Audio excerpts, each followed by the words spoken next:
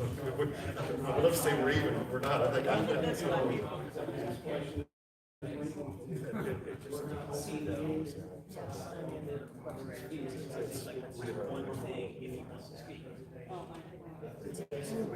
quick fix. I don't.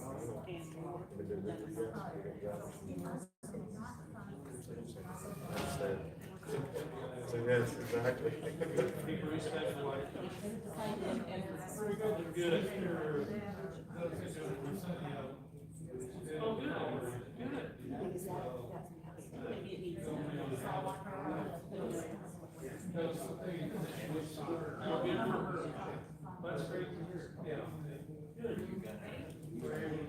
You can stand on the shoulder.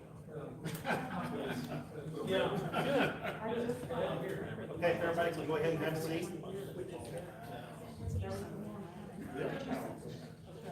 Okay, we're gonna go ahead and get started. All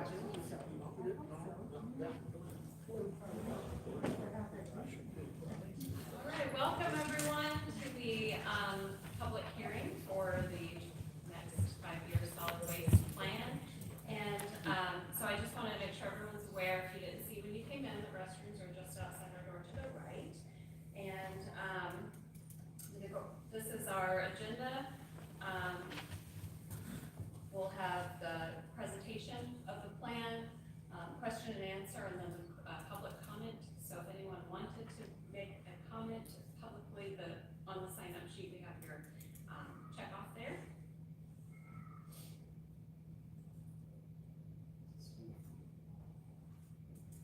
Backwards. Okay. So welcome to the 2023 to 2027 5-year solid waste management plan public hearing. Please note that the 109 board has not decided on adopting the plan as written or if changes should be made.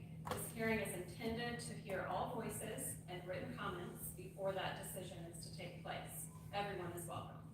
This hearing will be conducted according to the bylaws of the local Jefferson County Metro Government Waste Management District as modified and approved on January 27th, 2021. They're published on our district website. And we just want to welcome our board members.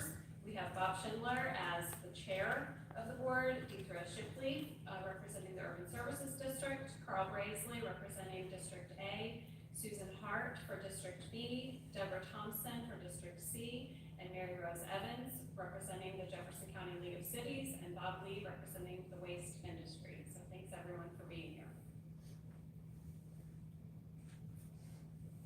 Turn it over to Pete.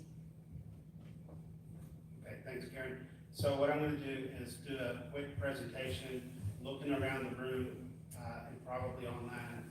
Most everybody has probably seen this 2 to 3 times at least. So I'm not going to go into great detail on this. Did you hit record?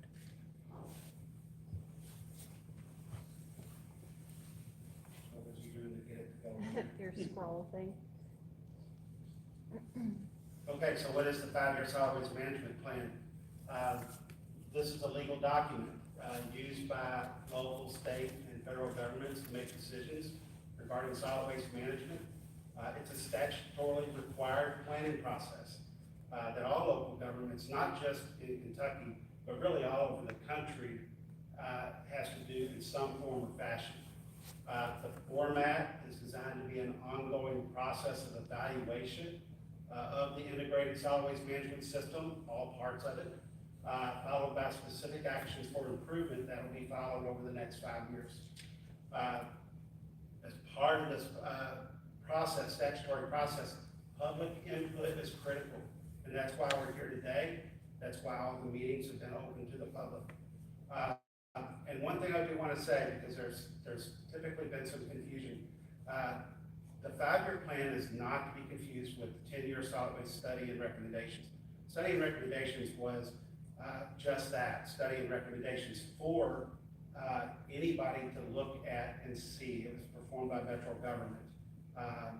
So there seems to be a little bit of confusion, but like I said, the 5-year plan is the legal document that's going to tell us how we're going to move forward in the future.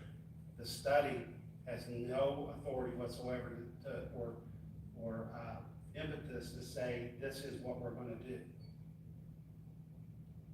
So just a little bit about the plan development. Most people have been here. The Waste District started planning way back late last year when the state announced that the planning process had begun. It opened with staff training in Frankfurt, which staff went to, and we brought it back to the board. The board, after hearing the presentation from staff, assigned the development to the staff and the advisory committee to work through the plan, and the committee was doing that. A little bit about that committee. The committee is made up of 6 industry representatives with a lot of experience in all different components of solid waste management. 3 environmental representatives, 4 citizen representatives, and 2 government representatives, including small cities and Louisville Metro government. So over the past year, basically since January, I say, the staff and committee has worked on this all up to the point of October 6th, when the committee finalized what they wanted to do, made a vote, and to move the plan as they had drafted it to the 109 board. The 109 board took that on October 12th after a presentation, decided that it was okay to send it out to a 30-day public comment period, which began on October 21st. So it's been out for quite some time. It was required for a 30-day public comment. We have received 4 comments to date, and this part of tonight is for people to come and give their comments verbally. Note, all these meetings were conducted in an open meeting session. Nothing was closed. Anybody that wanted to be involved could be involved, and every meeting is recorded, had an agenda, and has minutes, and it's all available on our website. So at any time, you can go back and view those things in their entirety. The plan layout, again, what it typically does is it asks you to describe the as-is. What is the current system? Assess the system's strengths and its weaknesses, and then to create specific actions that the solid waste management area will take to improve those systems over the next 5 years. Just a note, the presentation does not include all the details contained in the plan. If you looked at it, it's way too much to be able to cover tonight and tomorrow and the next day. Hey, Dean, you're unmuted. That's an issue. Can you hear me now? Yeah, sorry, man, I didn't know if you had started or not, but I can see you were putting through that slide. Okay, my apologies. So, to take up where I just left off, unless I need to go back. The presentation does not include all the details. It is assumed that any commenter has read the plan and understands the plan. And again, the plan has been available ever since the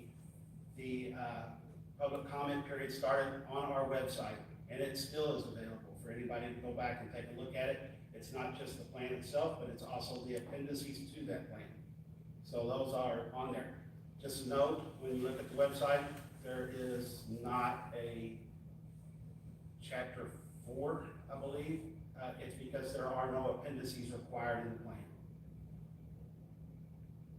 So the plan chapters, you have, like I said, it's an integrated solid waste management system. So first off is background, collection system, disposal, recycling, open dumps and litter, facility siting, meaning where you can place a solid waste management facility in our community, enforcement, and financial mechanisms. So the first chapter, and I'll go through these quickly. The first chapter is background information. The most important parts here is that we have to rededicate the name of the solid waste management area, which is already done through Ordinance 51, and that is the Louisville Jefferson County Jefferson County Metro Government Waste Management District. That is what it is called in ordinance. That's what we are called. The name of the governing body of the solid waste management area, that was delegated through Metro Council in 2005 and early in 1993 through fiscal court. That is set by ordinance to be the 109 board, which is a non-taxing board. The members of the governing body is the 109 board, the solid waste coordinator, which is me, and the advisory committee to the 109 board. That is required to be in that plan for anybody to pick that up and know who the people are. Chapter 2, and I probably spent a little bit of extra time in this chapter, so I wanted to do quickly some of the strengths.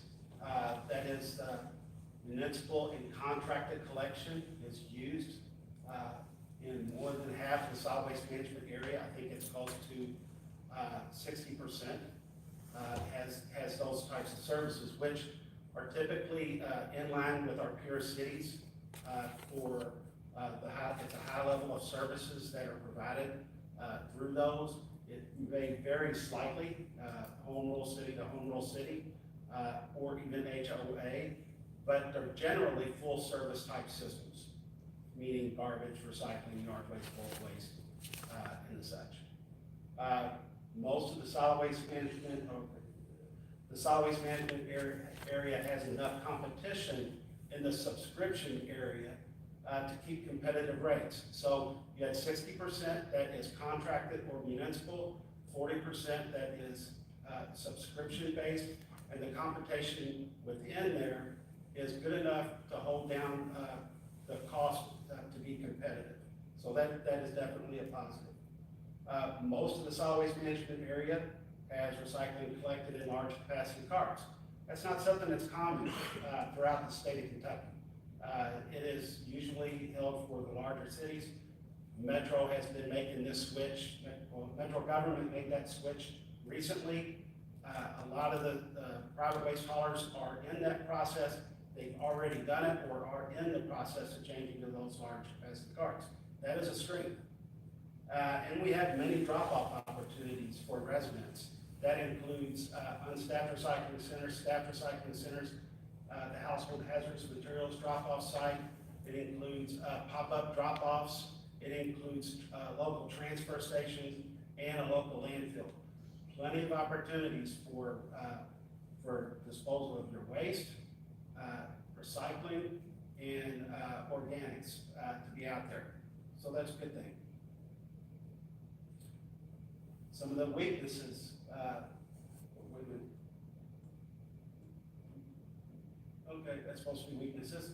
The subscription-based collection system in the unincorporated area, which is about 40%, provided by multiple haulers in an overlapping manner, is inefficient compared to the contracted areas using a single hauler.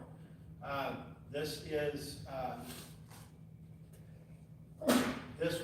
basis for this was the 10-year study that used and looked at the system as it was at that time. Yes, there has been some changes due to COVID and a lot of other things, but the simple equation of subscription, contracted, and municipal remains the same. So that has not changed. Inconsistent or overly complex communication and messaging associated with recycling, trash, organics, and reuse programs cause confusion. I think that this is something that's common, really kind of across the country for a couple of reasons. Number one, the little symbols on plastics are generally were made for the recycler to know what resin it was, not necessarily for the public to know that this is recycling. That's part of it, but we also have a lot of different collectors with inconsistent messaging, and I think through the years, the advisory committee has recognized that inconsistent messaging from this hauler to that hauler, from this area to that area, causes confusion. It's inconsistent messaging. The solid waste management area has not established an official technical assistance and outreach program for residents, businesses, multifamily properties that includes best management practice guides.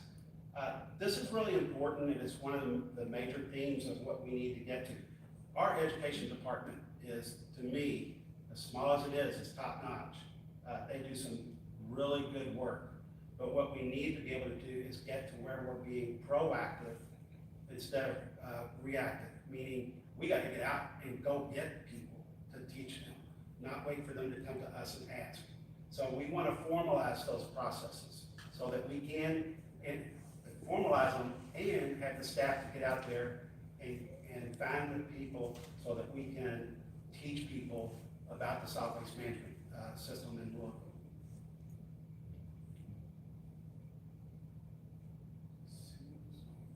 Okay, there we go. Okay, so based upon the strengths and weaknesses, these are some of the specific actions, and I didn't put them all, but this is the first one and probably the one that we had the most discussion. But determined through a third-party consulting firm and with the sole purpose of creating a trusted set of facts, if changing from a multi-hauler subscription-based collection to a single hauler contracted collection zones in the unincorporated and uncontracted areas of the solid waste management area would provide service levels and costs per household comparable to other contracted areas of the solid waste management area. So that was a long sentence. That's what we want to look at. And I think that while it looked at those things in this 10-year study, I think that that's not a trusted set of facts from what I understand. I believe that they were pretty good, but not everybody does. We need to solidify and get a trusted set of facts. We also need to determine, to the extent possible, not all of these things are going to be easy to do, but to the extent possible, the potential community benefits of creating a single hauler contracted collection zones. And the types of things I'm talking about are people that don't have services. They don't pay for services. What do they do with their waste? Lots of times they dump it. They take it to a business, they take it to an apartment complex, and they fill up their dumpster with it. People that don't have those services in the subscription area, there's no way to us to really verify until they have built up a bunch of trash on their property, in which case enforcement has to go out, the neighbors have to put up with any kind of vermin that get out there, and it's just not a good situation. Roads, having multiple waste haulers on individual roads, not the main arterials, but some of the roads that are more or less out further that are not necessarily designed to handle large trucks on a day in, day out basis. So looking at some of that, and the amount of extra pollution and safety that comes from these trucks operating when we should have the minimum number out there that we can for a lot of different reasons. So to do this, we wanted to hire a third-party consulting firm. Third party, meaning really an independent, non-biased company to come in. And we would develop the same way that we did the marketing RFP, but with the participation of the regulated industry and members of the advisory committee to work together, come up with an agreed upon RFP to go out for this, so that it's not biased. It's not somebody's opinion. We work together and come up with a good RFP. We want the third-party consulting firm to consider the existing service levels and cost per household at the zip code level and overall system inefficiencies. It'd be followed by an impartial recommendations for improvements for residents and future 5-year solid waste management plans. Question, why at the zip code level? At the zip code level because routing and costs are really kind of driven a lot by density, housing density. A truck that has to drive, 5 houses or the next block to pick up the next house and so on and so forth, or when you get out in the suburban area where houses are so much further apart, it's more expensive to provide those services. So unless you have a zip code, have the cost down to the zip code level, you can't really put a housing density equation to it to see and factor in, well, that is why the costs are a little bit higher in that area. It's because the houses are so much further apart. Or the houses are much closer together, so that's why that area is cheaper. So that's why that zip code part is in there. The other, some of the other specific actions, create collection and outreach programs for each waste sector that include best practice guides that we identified in the weaknesses. And the purpose of this is we need to get out there, just like I said, we need to get out there with these things for each waste sector. Waste sectors including residential, commercial, multifamily, construction and demolition. So we need to create programs that we can go out and work with in these individual sectors in an education and outreach manner so that we can improve that system. That's really important. And of course, the technical assistance has to come with that. Somebody to go out and work with these people, not just educate them, but work with them as they work through the system so that they get the best system that they can get. And then, not only do we want to do this where we have an outreach and education program, but we want a marketing program. And we want to market things to standardize the collection system messaging. I'm not talking about standardizing the services. I'm talking about the messaging to get common things. So you have 3 different waste haulers.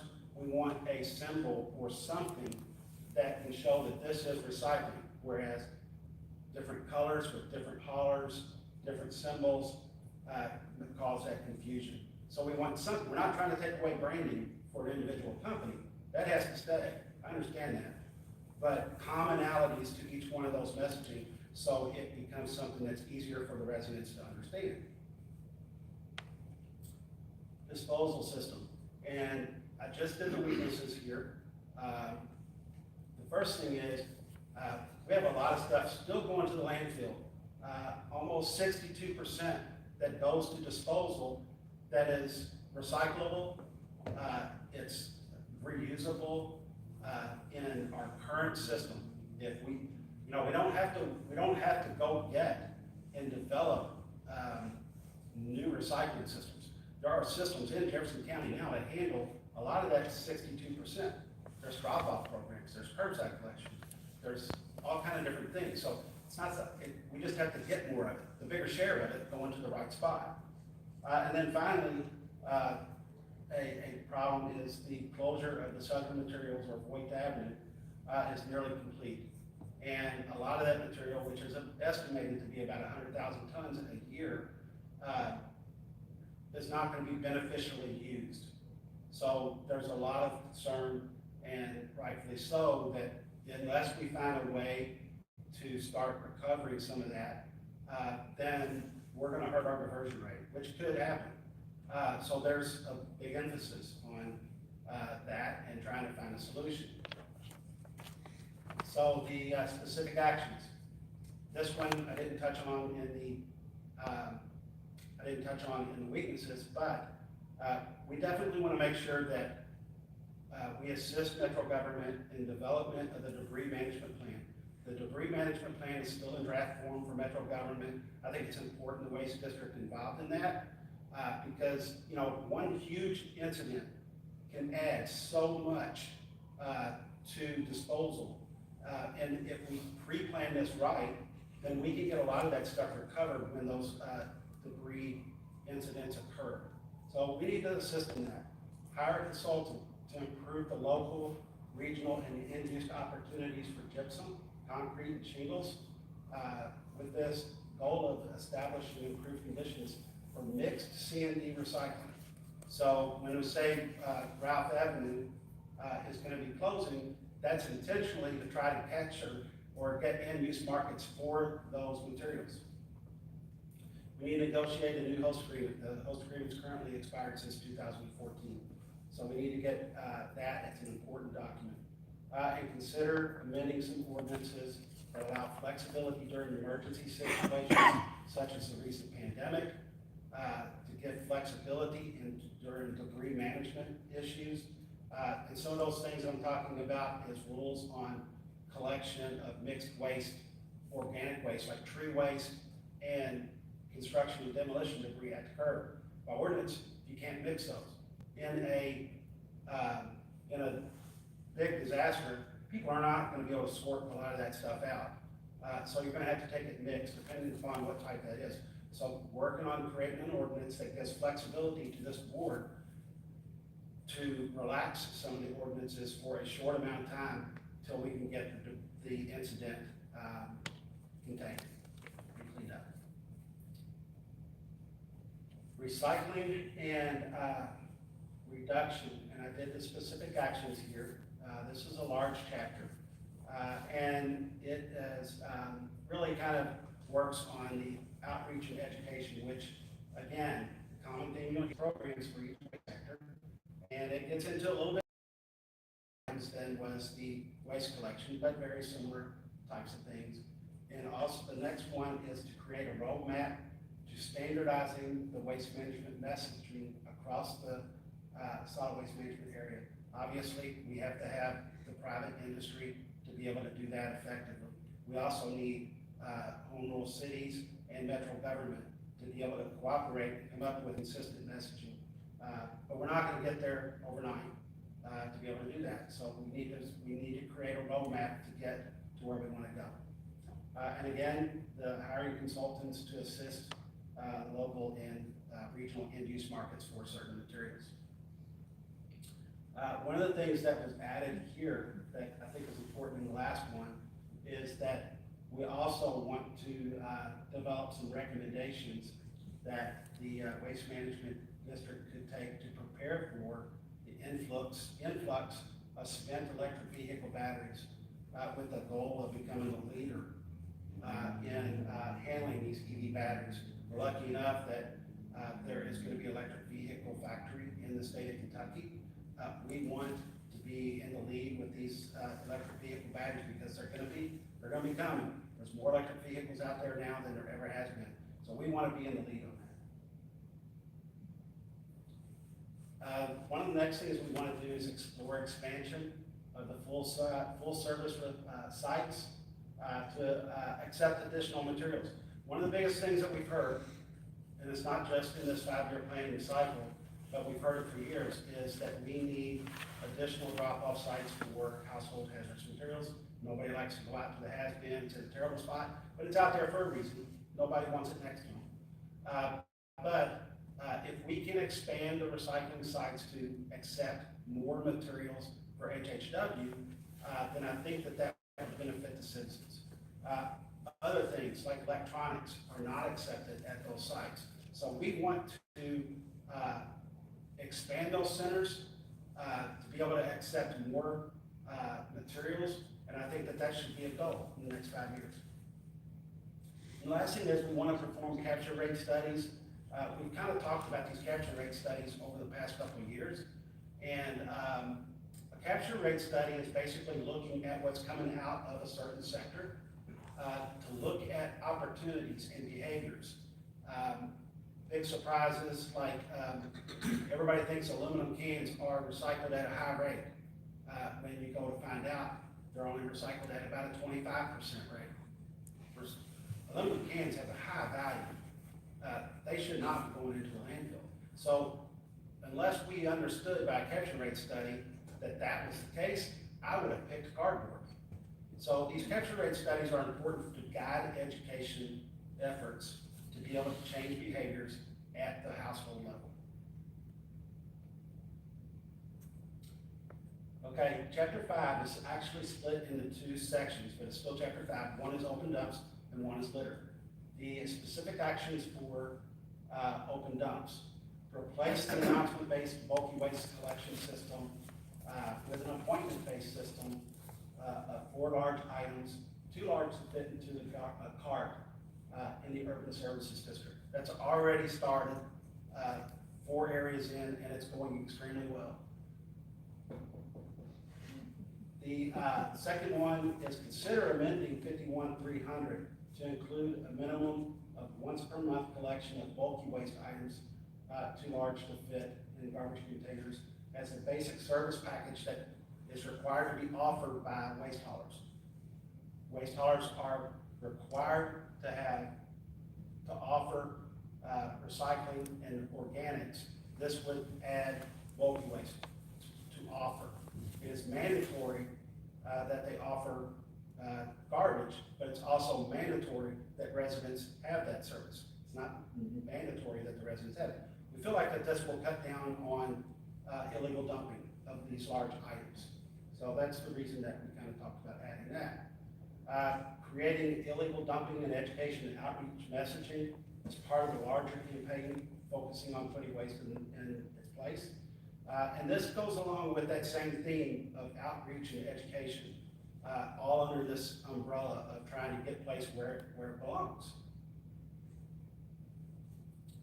The litter, education, create an anti-litter education and outreach messaging as part of the larger campaign again, to get people to understand the issue and what they can do to fix the issue. We would also conduct a countywide litter basket inventory so that we can identify where all those litter baskets are. And I can tell you there are a lot of litter baskets out there. Sometimes they go missing really fast. If they're not bolted down, they're gone. But we need to understand where they are, the type of litter basket it is, and is it sitting in the right spot? It doesn't do any, what we have found is it doesn't do any good to put a litter basket along a mostly vehicle traveled road, but they're out there. You put them where there are pedestrian traffic coming out of stores, pedestrian sidewalks where people walk from stores to their home, away from bars to their vehicles, and those types of things. That, we have a lot of litter baskets. We need to get them into the right spot. And that's actually one of the things that's being worked on right now is through the Waste Management District, through Metro Government, through TARC, is to create this organized collection in the suburban areas. Right now, we have a lot of litter baskets that were placed with a business that agreed to empty it. And that manager leaves, or that business changes hands, and then they don't know about it. And then we have a litter basket that's overflowing, which is actually almost worse than the litter being on the ground. So we want to create a system where we're gonna be able to collect those on a route, on a weekly route, to be able to do that. That's already in the process. Facility siting, a lot of the facility siting is done at the through the Land Development Code and the Planning and Design Department. There are parts of it that is included with the Waste Management District, such as a consistency determination, to make sure that if somebody wants to locate a landfill in a part of the county, we have to be able to have a consistency determination to make sure it's in compliance with the plan, but also that the public gets to have their say in it. It's also part of that. So all we want to do is create a roadmap that helps these businesses work between the Land Development Code and Planning and Design and us to make sure that it's clear on what that process is supposed to be. Enforcement. I could write a whole lot about enforcement. Enforcement's going pretty well. What we do need more, what we need is more. More officers, more surveillance cameras, and we're working on that. I think the system in place is good. So what we're gonna do here is continue the enforcement procedures that are in place, but we're gonna do annual assessments to make sure that it's still good and where we can continue to improve. And then finally, Chapter 8, some of the things that I would remind you about this is it's not a ledger that we're gonna necessarily follow to a T. The state understands that you can't do this in this planning document, but what this one does is you can see that in capital expenditures, there's money for expansion of those recycling centers, up to $1 million over the 5-year period.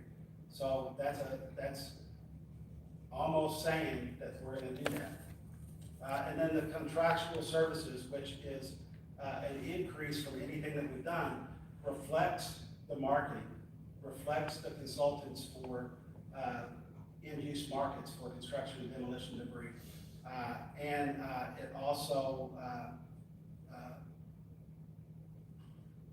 continues the household hazardous materials drop-off and any kind of increases that we get when we make our expansion. And then last thing on there is document shredders for staff recycling centers that we need hopefully soon. The purpose of this is, if you go to our drop-off events, shredding is wild. That is the most demanded thing that we have, and it causes a big backup. If we can create something that's 5 days a week at our recycling centers through putting in our own shredders, that will relieve some of that pent-up energy out there looking for disposal of shredding documents. So it's another service that we can provide, and if it's convenient, it keeps it from going into waste and into disposal.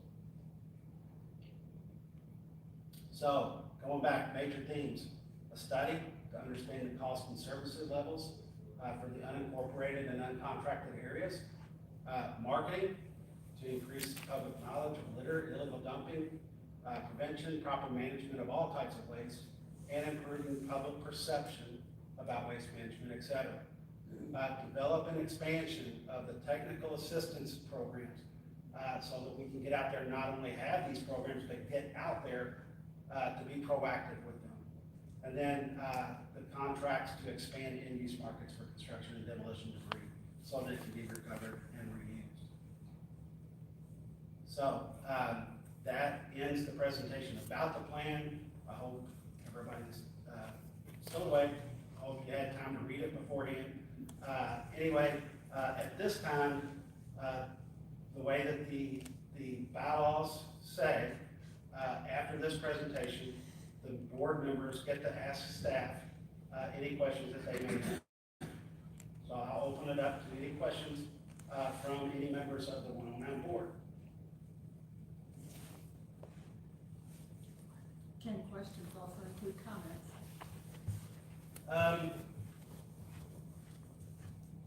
I think that it would be fine.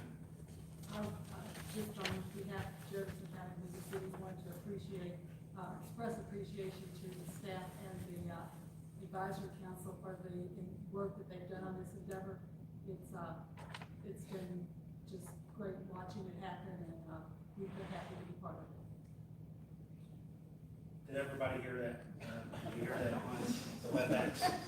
No, not just for me, but and the staff, but there's a microphone here somewhere.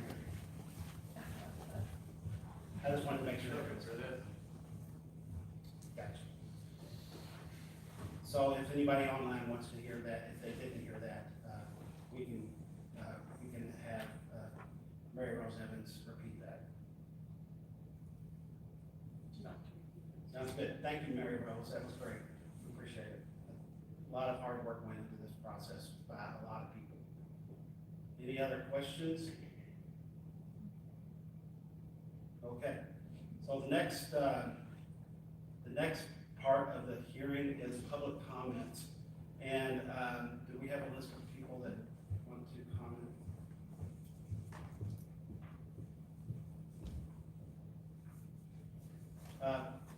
So the first part of this is the written comment. I would like to tell everyone, and we have those 4 comments. Those are with the 109 board members. There were copies of the comments that was on the back table if anybody wants to see them.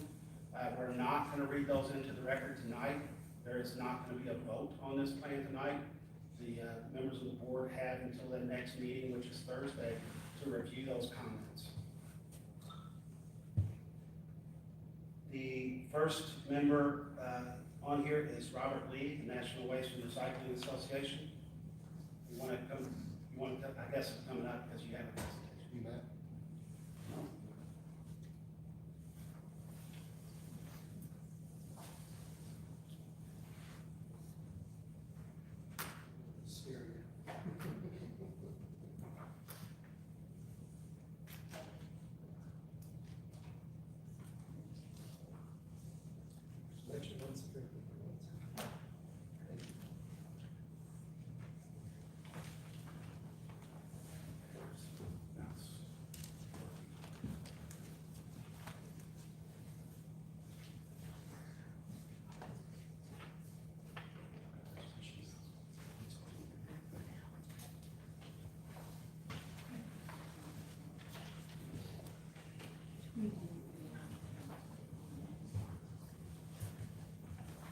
Thank you all.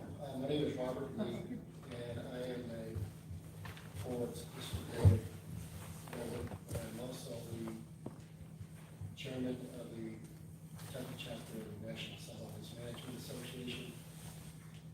So that association is a national organization, represents the private industry, waste and recycling industry. And I am in that position as far as the Kentucky chapter chairman. So my comments will be in regards to what the members consider is important and recommendations that we have provided in the past in regards to being part of the program that has been available for us for the last year or so in regards to the 5-year program. The handout that you have, don't get excited about that, it's big.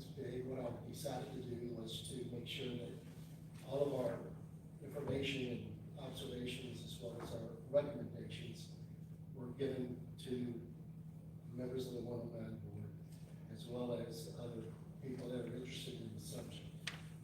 The first part of the process of the proceedings is with the letter that was given to the 109 board on, I think it was November the 16th or 17th. You do have a copy of that, and as Pete was saying, we are verbally putting that into the record, so you do have a copy of that, and you were probably familiar with that particular piece. The back section of the program is information that had been given to the 109 board over the last 12 to 14 months that has been worked on with the Kentucky chapter of NWRA and our members in order to help qualify and assist the 109 board, but also the advisory committee and the subcommittees in regards to the information and what we consider as recommendations and concerns that need to be addressed in the future.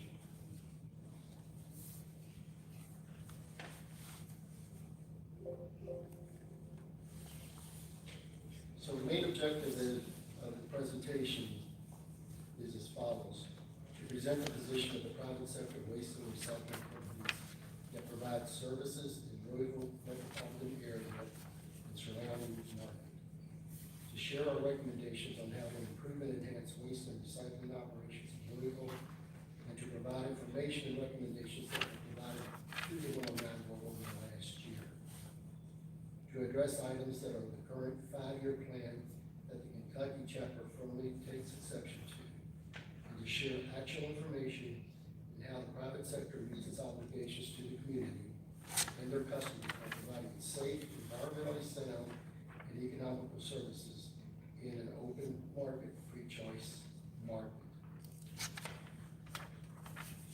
As everyone knows, especially the ones up the 109 board, there were subcommittees over the last number of months in order to address different items in regards to landfill avoidance, recycling, and other matters. We consider that this 5-year plan is a going forward type plan to address not only what has happened in the past, but what we will be looking at in the future in regards to recycling and landfill diversion. So our recommendations would be involved with looking at that and projecting forward as to what we anticipate is important to the industry and to the community.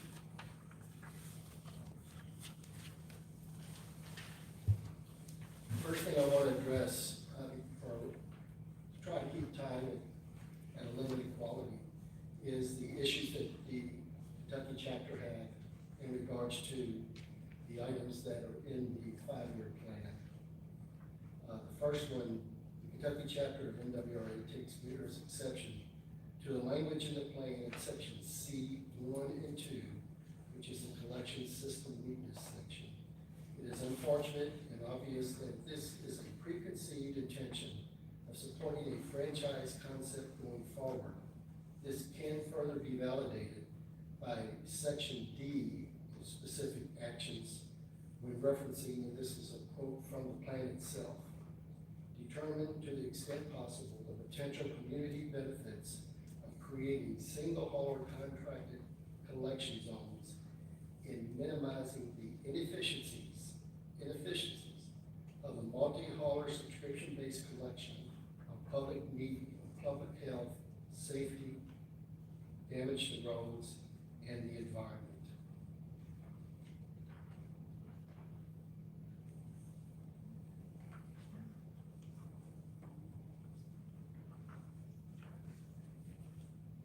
With introducing the idea that the multi-hauler collection has inefficiencies in public health, safety, damage to roads, and the environment is outrageous, especially when there is no proof of fact or historical reference to the alleged so-called inefficiencies in the Louisville market.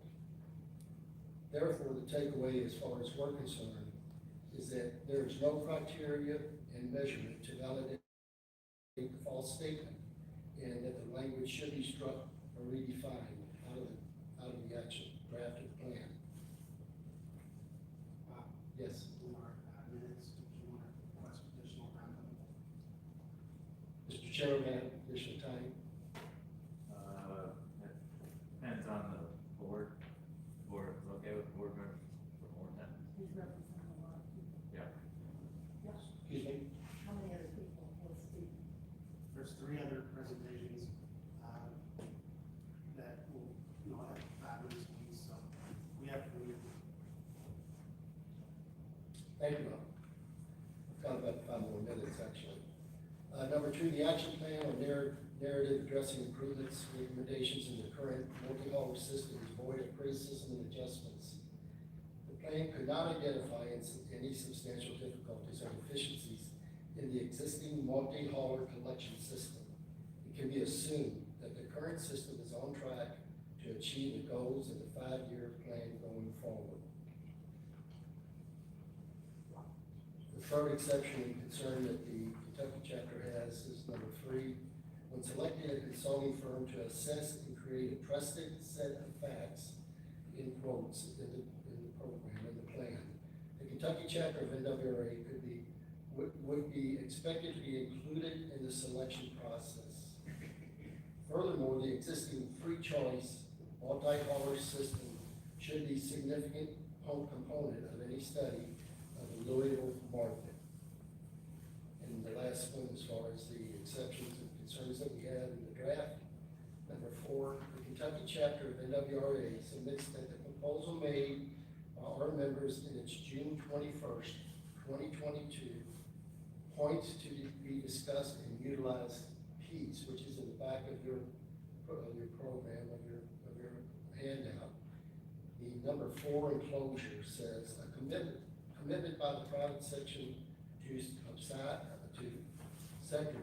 upsize the recycling containers capacity to 64 and 96 gallon carts should be added to the action plan in the 5-year draft. This commitment by the members is taking place now, and we are confident that this initiative will allow Jefferson County to meet the short-term diversion goals of 58% in 2026. We presented that about 6-8 months ago to the 109 board and the advisory committee without any suggestions from or anything in regards to feedback from the 109 board or from the advisory committee.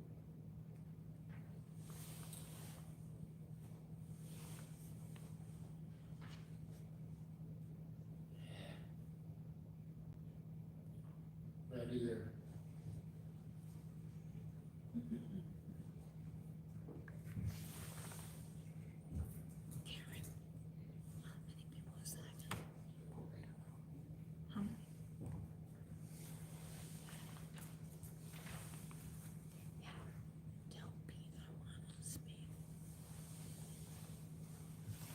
Kentucky chapter with free choice in a highly competitive open market remains a cornerstone of the solid waste sector of Louisville and residents of the Louisville metro area insist that they prefer a choice of service preferences and multi-service providers to choose from.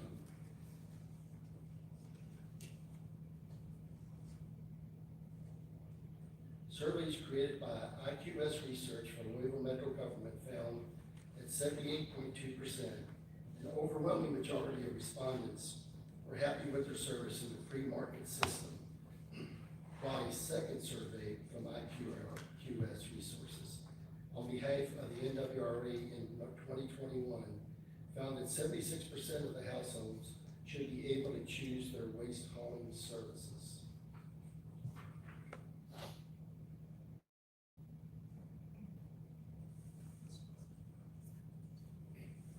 Providing waste and recycling services to all of Jefferson County public schools, institutions, 80-plus incorporated cities, over 150,000 residential households, and 90% of commercial establishments. So as you can see, our members touch just about every aspect of the waste and recycling business in the municipal metropolitan area. We're also happy or proud that we assisted the community in achieving our current landfill diversion rate of 54%, and on our way to achieving the goal of 58% diversion in 2026. As an example of this and how it matches up with other cities, Austin, Texas, their landfill diversion rate is 42%. The very progressive city of Seattle, Washington is 60%. A lot of our peer cities, two of them, Nashville and Indianapolis. Nashville's landfill diversion rate is 24%, and Indianapolis is 7%. So I think that the 54%, even though it may be in trouble with regards to the closure of Ralph Avenue, is a very aggressive, very good point of view in regards to what we have done over the past number of years, especially with a community that has over 50 years life of landfill space. I'll skip over and I'll make the conclusion. I'm sure I'm getting close to my time.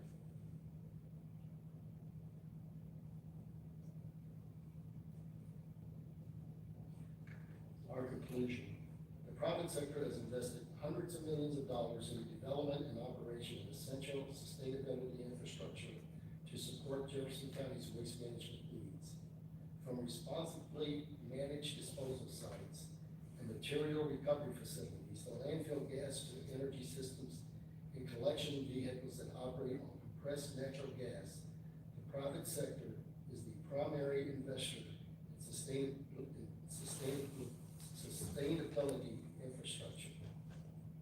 The Kentucky chapter, private sector members are prepared and confident that we can assist the solid waste management district to achieve its future recycling and diversion goals and objectives while preserving the existing multi-hauler free choice structure.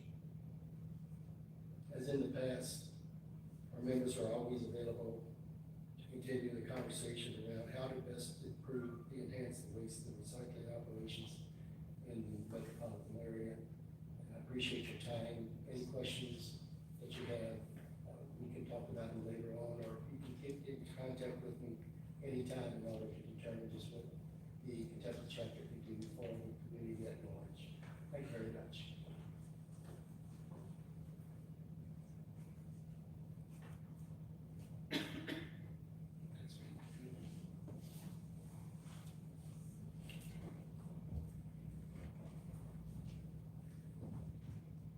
Next presenter is Bruce Burrow. Brody, Bruce, do you want us to bring you the mic? I can come up there, you know, doesn't go against my 5 minutes.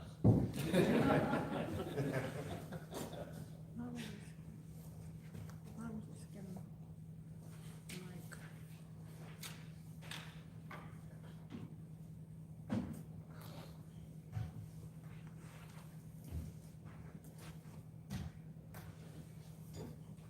That's all right, Pete, doesn't matter where you put it, I'll try to fall off the pedestal anyway. Let's try to make it easy now. That part does kind of your bug. No, one step I can handle.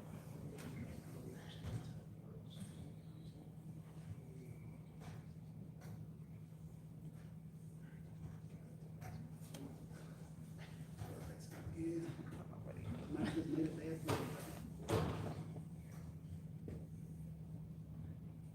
One of the worst ideas, IT is a different site.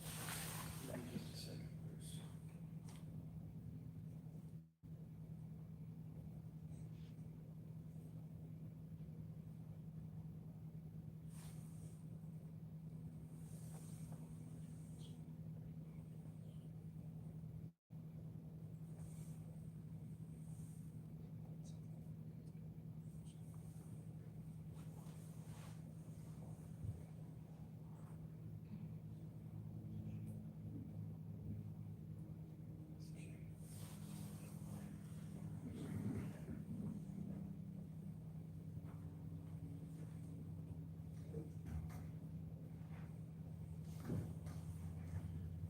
All right, good evening, everyone. Thank you for your patience with me. Yeah, obviously, my name is Bruce Burrow. And I've had the honor and privilege of serving on the advisory committee of the 109 board for more years than I can probably count right now. I've been in the community for 32 years in the solid waste industry, and I've enjoyed every minute of it. And just to get this out of the church setting, I would like everybody to applaud, please. I want to congratulate the growth that we've had within our community over the years with regard to recycling. 54% of recoverable items we're collecting for recycling. It's a tremendous improvement. It's higher than any of our peer cities. And we are approaching Seattle, believe it or not.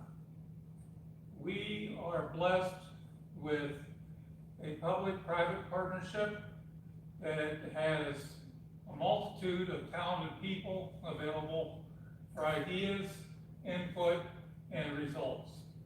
And with that, the community is better served. The points that I scribbled down as I was sitting there listening to Pete earlier,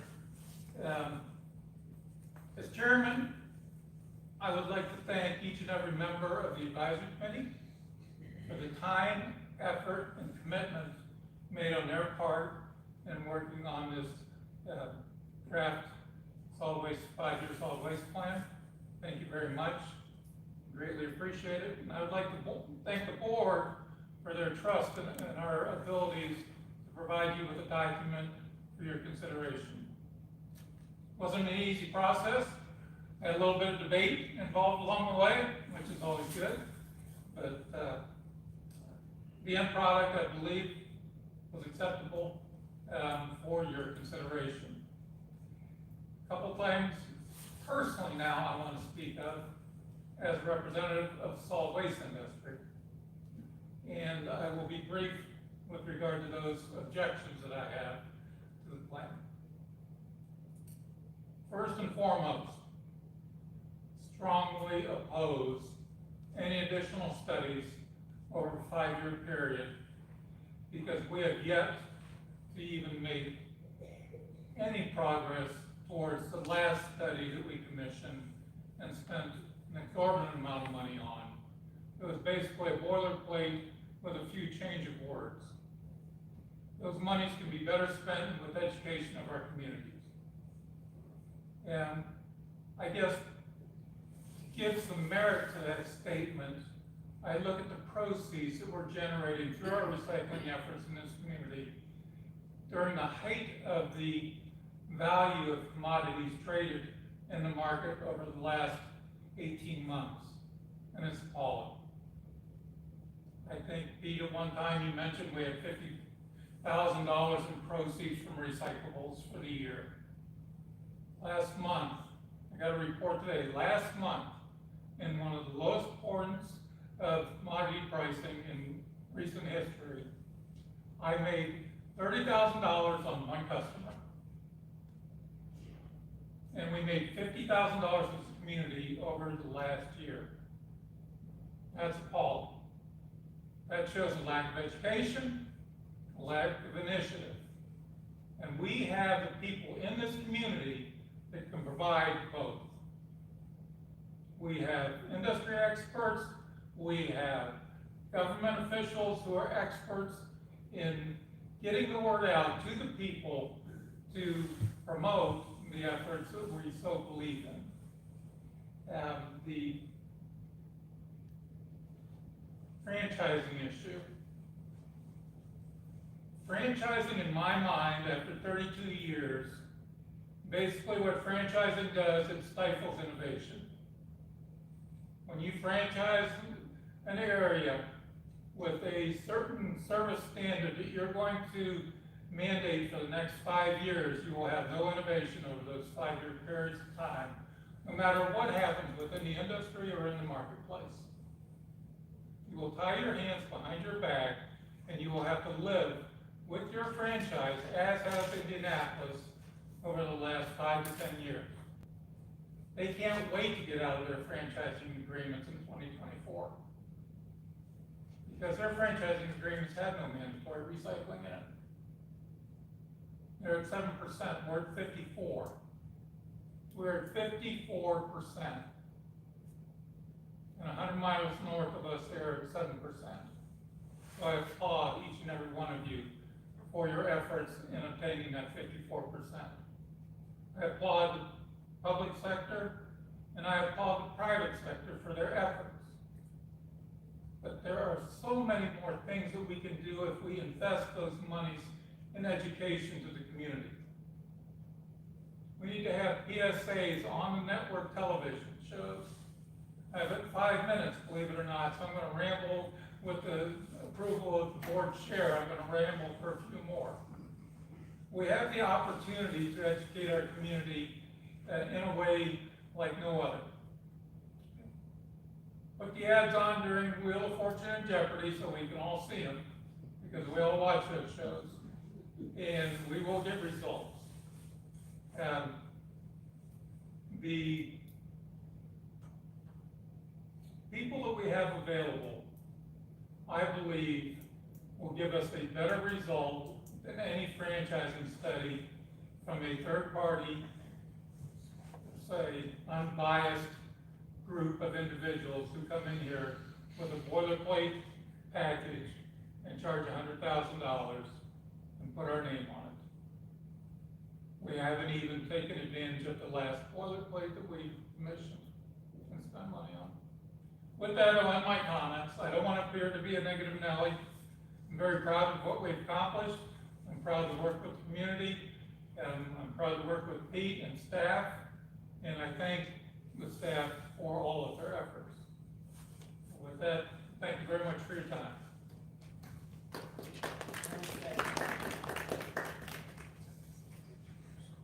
Pete? Going down is a tough part. Trouble is, when you go down too far, the upper part's getting back up.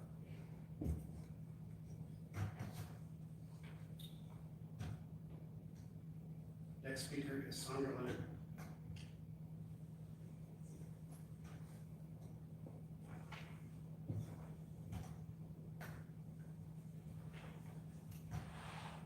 I am Sandra Leonard. I have been on the advisory committee for a number of years, and I have been the chair of the residential construction and demolition subcommittee for a number of years.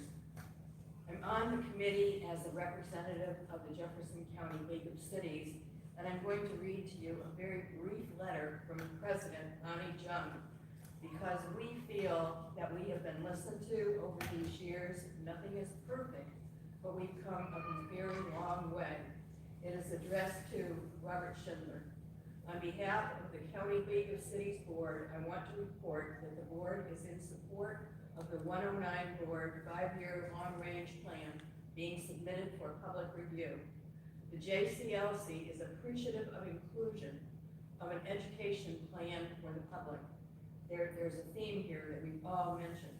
The JCLC board receives monthly updates at its board member meetings on the development of the 109 Board 10-year study and development of its 5-year solid waste plan through its board representative, Commissioner Mary Rose Evans, City of Parkway Village, and advisory committee members, Council Member Sandra Leonard, City of Prospect, and Commissioner Bruce Blue, City of Windy Hills. The JCLC Board appreciates the cooperative participation of all 109 Board and Advisory Committee members in the development of this plan and other current waste management issues. Continued cooperation will enhance the success of environmentally sound and economically prudent waste and recycling management in Jefferson County. Thank you and the 109 Board staff for your leadership and efforts in this plan. Thank you.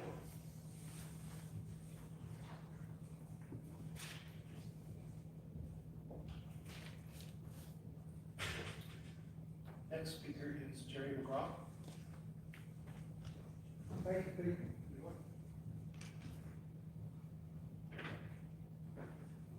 Thanks to Mr. Blue and Mr. Lee, I will feel like some of my comments are probably redundant. You have a letter that I have submitted previously, which have many of my comments. I wanted to try to emphasize a couple of those. To begin, I would like to thank the staff, the board, the advisory committee for the work that has gone into this plan. It's been good faith, diligent work. There have been disagreements, there have been discussions, and we have a document that is before you. And at this point, I would again say there are probably some things, some of us would change, no doubt, and I want to emphasize a couple of those. I was first appointed, first got into some of the litter situation, and I'm not on the board, advisory committee, or anything else. In 1970, Governor Arch Moore in West Virginia appointed me as a supervisor for a litter abatement program in that state that related to the Department of Natural Resources, and that made me very cognizant of people throwing cigarette butts and trash out the windows of cars and many things along those lines. I currently own real estate in several places in Jefferson County and Metro Louisville. Some of those are my personal residence. Some of those are investment properties, and some are located in rural cities. Some of them are in the urban services district. Some of them are in homeowners association areas, and some of them are in unincorporated areas that are not in homeowners association, homeowners city, or any of the other things. So I think I've got a fair understanding of waste management as it is affected in each of those areas. I deal with them. I pay rates on some of them. I was on city council in Douglas Hills for 14 years, so I know what the home rule cities have to deal with. I've been on the board at Lake Forest, live in Lake Forest, understand what's going on there. So I think I've got a fair understanding of some of these things. I have attended by internet many of the advisory committee meetings and some of the board meetings, which has brought this plan together. I am concerned initially about the franchising concept. It is indicated in the discussions that the competition in areas outside of Shively and the urban services district that are not under contracted situations, the competition keeps the rate under control, keeps the rates down. But then we want to turn around, as I read this plan, and destroy that free enterprise modality and go to a contracted service throughout the county. I could go into a number of things that I've seen over the years with metro government, with county government, and some of the contracts that they've gotten into, and they have not worked, in my opinion, to the best. I believe that the term franchise is the appropriate term. As I explained in my letter, I believe that when government gives an exclusive right to a company or a person to conduct a service in a given area, that is a franchise. Whatever semantics you may want to use in the plan, it comes down, it's a franchise. It is anti-free enterprise. Free enterprise has made this country, and I believe we need to continue with that. As Ms. Blue pointed out, that's where we get innovation, that's where we get new ideas, that's where we have people who are trying new things because it could bring them profit. So I strongly believe we need to continue with that process. There is a problem that I look at through this. When I got my master's degree in community development, one of the things that we often stressed was when we're using labels or terms to either support or oppose a particular action, we need to give that an operational definition. And then it must be measurable. An operational definition of inefficient or efficient or any of the efficiency terms, I did not find in the plan. What are we really referring to when we say something is inefficient? And if it is inefficient, once we define it, how do we measure it? If we cannot measure it, it's just an opinion. We all have opinions. That doesn't mean we're right. So we should be able to set the definition of the term, and then whatever we do, we should be able to measure, called accountability, transparency, things of that type. I recognize that on page 7, paragraph C2 of the plan, there are a number of things that are presented, such as having the additional trucks on the road is going to wear down the pavement. Some of those things sound to me like desperation of trying to justify something we really don't have a basis for. There is in this concept the idea, as Lou pointed out, hiring a consultant. I remember Harvey Sloan hiring Schindler and Cordino engineers to do a study, a consultant study of air pollution in downtown Louisville. And they came up with the idea of all of our north and south streets are one way, opposite directions, parallel, and then all of our east and west streets are similar, that we can create a whirlwind and all the pollution goes up in the sky. Anybody here believe that actually happened? That's what consultants bring us. Let's get the people who have to live with this and let us devise a plan. Now, I'm going to jump through because I could spend, I will guarantee you, I could spend 20 minutes and Pete's telling me my time is about up. Mr. Chairman, may I have a couple more minutes? I want to emphasize the issue of education. We're got talking about spending money on consultants. We're talking about needing more enforcement agents. Let's look at education as a way to get around both of those. If we can educate our residents as to the need, as an example, for recycling, we may be able to get that recycling higher, even higher than it is, and we've done a great job in this county in that regard. But I would suggest people going out, 14 years that I was on council in Douglas Hills, I don't remember one person coming out there and talking about waste management from metro government or county government about what we could do to help. We need to be more proactive, going to the people, create the innovation, and I applaud the staff for what they've got on the internet and some of the things they've got. Education will motivate these people to look and find out. I am amazed how much I have learned about what's available in the time that I've been listening to some of these meetings, reading this plan, things of that type. We need to educate our public so that they understand those things. As we look at this, let's understand there's a concept of assumptions and facts. Some of the plan is based upon what I would consider assumptions. When I was doing staff training in the Army, we learned that we had to have assumptions. They are essential in developing a plan. But we need to differentiate between what are assumptions and what are facts. The facts are the concrete issues. The assumption, we assume in a tactical environment we're going to have casualties, so we have to use that assumption to figure out how many body bags we need to take along. Fortunately, we're not going to have to look at that. But let's look at what are the facts that we need. Those are the ones we can prove. That's where we've got discrete data to appoint and to come home with. I suggest a more positive education program and disregarding the concept of franchising. Thank you for your time.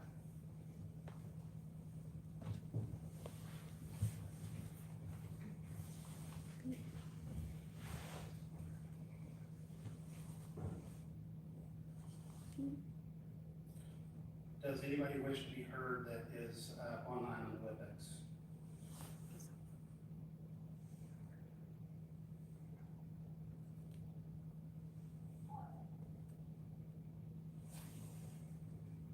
Hearing none.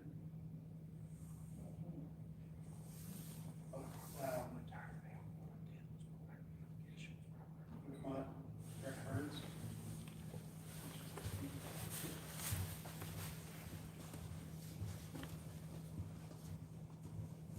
He's getting nervous anytime I come. You never know what I'm gonna say. My name is Vanessa Burns, I'm the Director of Public Works. I appreciate the 109 board as well as the visitors. I wanna just say a few things. Like all you have said, I wanna thank the staff, who includes Pete, Karen, Diane, Rob, who I have believe that they have done an amazing job in conjunction with the discussions at the 109 board. How do we get solid waste policies that will improve the level of solid waste management, not just in the urban service district, but throughout Jefferson County. And they have worked extremely hard over the course of the last 3 or 4 years in trying to expand the services that we provide throughout Jefferson County. Unlike what Bruce said, and I appreciate everything that you've done, Bruce, that study, that 10-year study that was done by the consultants, and I kind of say the same thing about consultants, but the consultants. The most important thing that I do believe in, former chair and I, and she worked with her board on getting the funds that were approved by the 109 board and then the city kicked in money. The one thing that study, that 10-year study, Jefferson County did not know where they were as far as their solid waste. We didn't know what the levels of collection, we didn't know the kind of things that we were collecting, we didn't know the amount of construction debris, we didn't know the percentages and metal, we didn't know any of it. Now, there may or may not have, in terms of that study, been everything that we could do, but this board, this county, could not go forward within the confines of the 5-year plan that was there, and then the 5-year plan that we're proposing, or they're proposing, that you guys are proposing now. Because you can't go forward unless you know where you are. And I don't believe that we knew where we were. But what I will tell you, as we go forward, you guys go forward in the next 5-year plan, that we would not have done what the board and Metro Public Works would have done in expanding the ability of our residents across Metro to be able to have access to the proper waste collection. You know, some of you have come to our meetings, have come to the drop-off, there's 700 cars. Even when it's cold and wet, they still show up. And so, only thing I'm saying with this proposal, or really, all it is when you're looking at what's the best way to provide service to our constituency. And not just sometimes people say it's a urban service, it's not. It's Jefferson County. It's the effort that we're making with the part of the public litter basket program, which is outside of the urban district for the most part, except for kind of downtown. We just bought a $275,000 curb tender to be able to create routes for litter collection. Rob, in the last couple of months, has, along with other people, we've been doing assessments to where our public, because the whole thing is to improve the level of cleanliness in the city. Are we there yet, all the way there yet? No. But it doesn't mean that with the continued support of the 109 board and new administration, that we won't be working on trying to improve our level of cleanliness that also is impacted to solid waste.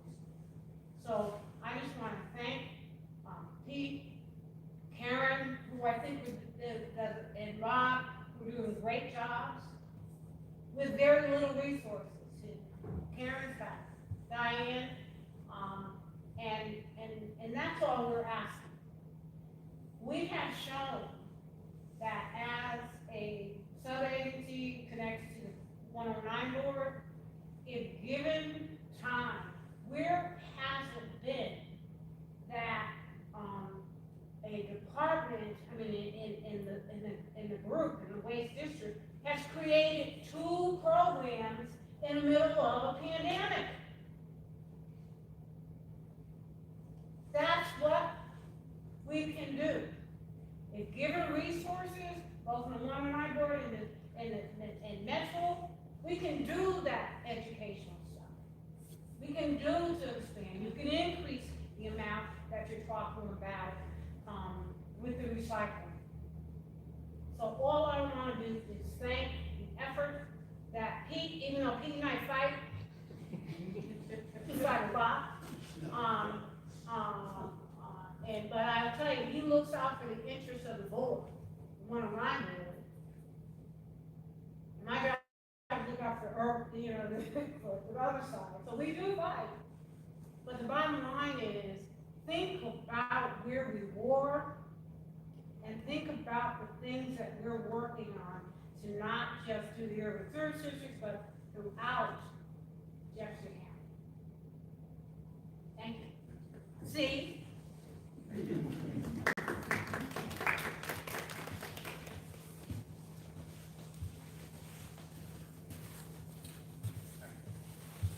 So, in closing, thank you guys for coming.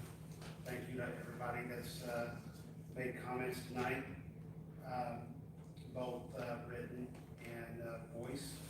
I wanted to assure you that the Waste Board has listened, that they will have the written comments to take home with them, and we will meet again on Thursday, 5:30, virtually.